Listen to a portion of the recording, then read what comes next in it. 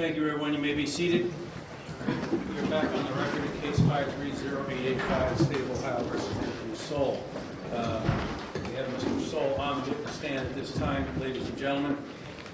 He is going to give what is called an unsworn statement. It is his right to do so in this type of proceeding. The procedure will be that Mr. Parker will be asking the questions as part of, so be like the direct examination that you've seen throughout the trial. Only there will be no cross-examination. I do have to remind those of you in the back of the room that any outbursts, any demonstrations will result in immediate expulsion from the courtroom. So at this time, Mr. Parker, you may proceed. Thank you very much. Good afternoon, Anthony. Good afternoon. Okay, I need you to keep your voice up so all the jurors can hear you. Let's just start by having you give the jury your full name. Anthony Edward Sowell, And what's your birth date, Anthony? August 19, 1959. And how old are you right now? 51. Are you divorced? I'm divorced. And I believe you've had one child with Twyla. Yes. I want to talk to you at first, or ask you some questions at first about your childhood. There was a time where you lived on East 88th Street, is that right? Correct. You also lived on Central for a short time? Correct. And then there was a time when you lived on Parkgate. Yes. And I want to talk or ask you questions initially about when you lived on Parkgate. Do you remember a person by the name of Princess? Yes, I do. Right. Did Princess have a brother? Shorty. His name was Shorty. Well, I don't know his name, but that's what we call him, Shorty. And when you lived on Parkgate, do you know approximately how old you were? Or what grade you were? I had just finished the first grade when we moved, I think, so 6, 7, or 8, right in there. Okay. And did something happen with Princess? Yes. Can you tell the jury about that? She sexually abused me. Did this happen one time? Many. Many times. Can you give the jury the details? No, I'm going to talk about that. But that's when you were living on Parkgate. Yes, sir. Now, there was a time when you lived with Robin and Monica before Parkgate. Yes. Was there something that you saw happen between Robin and Monica? He took her in the closet, and he was like having us. There's a lot of sexual activity going over there. This was happening at my sister's house. Patricia's house? Yes, sir. Okay. And he basically, being the oldest, he was like directing everybody into what, really what to do. But I remember him taking Monica, which I call my older sister, into the closet. Yes. You don't know what happened exactly? No. And how old would you have been around this time? Probably he was definitely under 5. And was there a time when... Or 5 or 6, I take it back. Okay. Was there a time when you remember something happening between you and Robin? I don't remember what it was exactly, but he was messing with me. I know I bit him. You bit him? Yeah, I never did that before, but I bit him. I got tired of him messing with me. I don't know what happened, or Where did you bite him? What part of his body? on his arm somewhere. Probably right above his wrist. Did you bite him hard? Oh, yeah. Now, I want to move on to when you and your family moved to East Cleveland. Okay. When you moved to the house on Page in East Cleveland, do you remember what grade you were in? 6. And was there any difference between the East Cleveland school system and the Cleveland school system that you came out of? Big difference. What was the difference? East Cleveland School was much better. Can you give us an example? Well, they had carpet in the classrooms on the floor. Each classroom had their own projector, overhead projector, film projector. It was just, the classes was much better. We had to, as soon as I got there, I had to pick out an instrument I had to play. And Okay, did you play a musical instrument? yes, sir. What did you play? Cello. And at the end of the 6th grade, Did you have a program or concert? Yes, we had to learn 2 songs, I think. All right. We gave a concert for the teachers and parents. And do you remember what song you played on your cello? Just, I remember one, Twinkle, Twinkle, Little Star. I don't know the other one. Did you enjoy learning that music? Oh, yes, I love music. And you had a teacher named Mr. Seidman, is that right? Correct, science teacher. All right. That was a little later on, right? Yes, Did you enjoy Mr. Seidman's class? yes, Did you participate when he taught the kids how to play chess? yes, And is that where you learned how to play chess? yes, sir. Is that something you've done throughout your whole life after? Yes, sir, I became quite good at it. Now, I want to talk about your home life on Page Avenue as a child.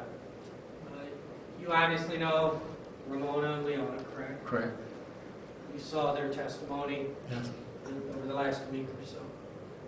Did you know about those beatings that they suffered? of course, Did you witness those beatings? yes, Were you ever whooped or beaten yourself? of course. Can you explain that to the people? I was whooped and beat. Right? Well, were you beaten with a switch ever? Switch, ironing cord. I was hit with a cane, broom, And who are the people that would whip you like this? both my grandmother and my mother. Do you remember an incident when you were growing up on Page when you were upstairs in bed asleep? Yes. What happened in this incident? My mother came up and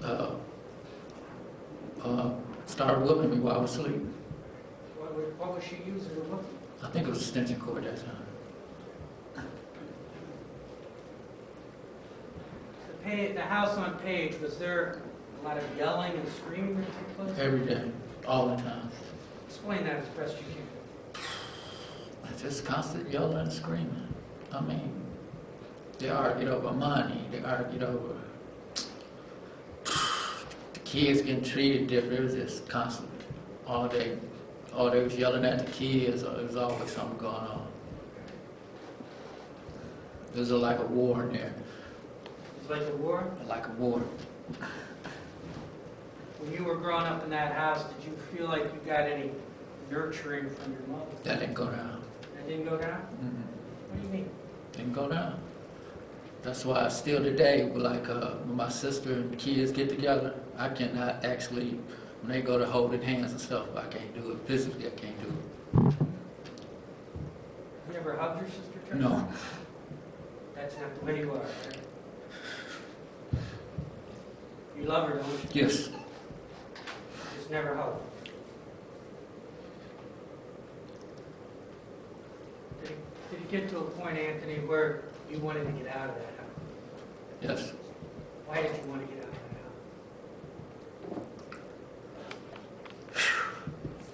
that house? I just wanted to escape. How did you escape? I joined the Marines. Did your mother want you to join the Marines?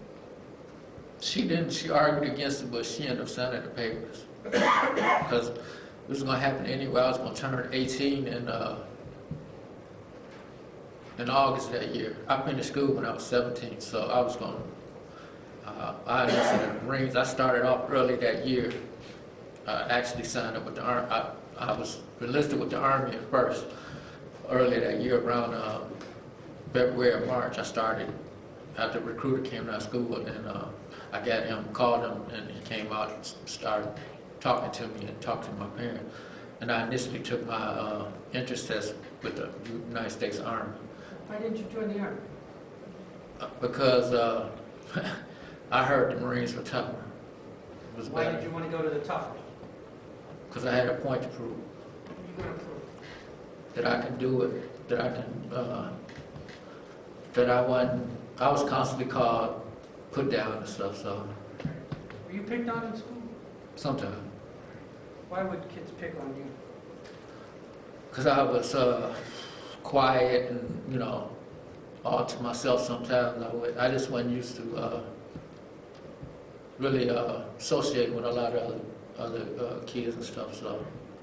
Were you allowed to have friends when you were growing up?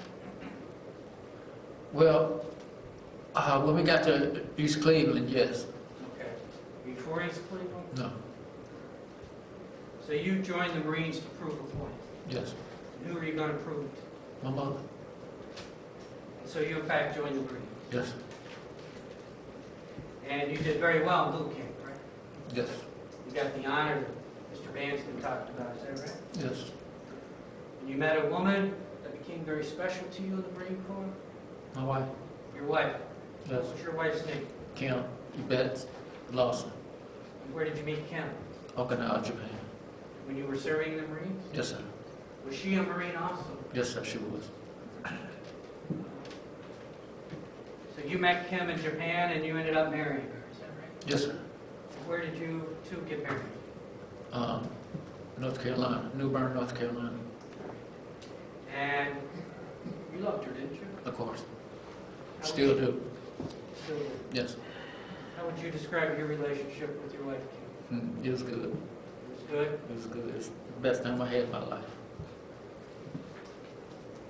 Did she help you with some things? Oh, yeah, most definitely. What kind of things did she help you?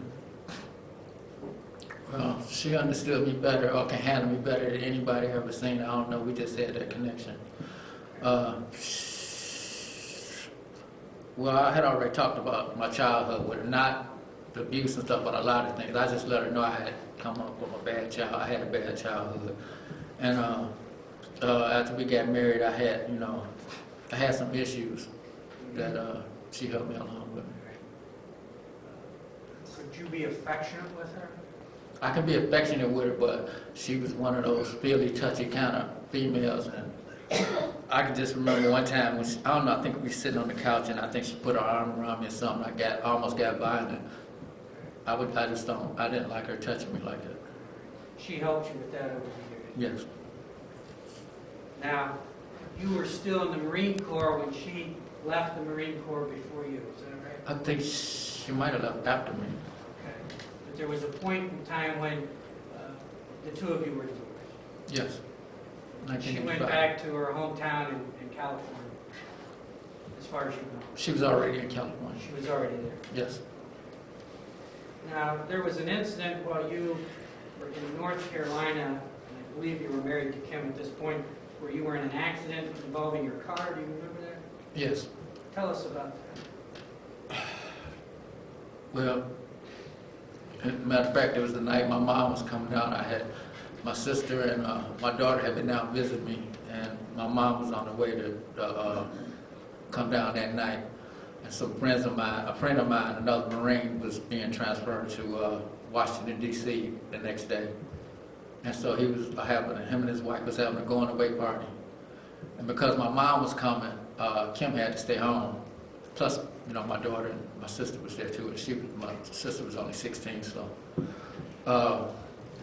So my wife stayed home, and I went ahead to the party. On the way home, my car overheated and shut off. And when I went up under the hood, and I was messing around because it was hissing at the hose, and when I went to mess with the hose, it just blew off. And when it blew off, it pointed straight in my face, so it hit me dead in the face, and I didn't have a chance to close my eyes or anything, so it actually just hit me straight in my eyes and my face. And That burned your face? second and third degree burn. Burned your eyes? Yes, split them. All right. Were you blinded by that incident? Yes, sir. For how long? Over 3 months. Your wife helped treat you and get you through that? Yes, that's all I had. Well, I didn't want my sister and daughter there, so, going through that. So I sent them all home. You sent them home, and you and your wife dealt with your injuries. Yes.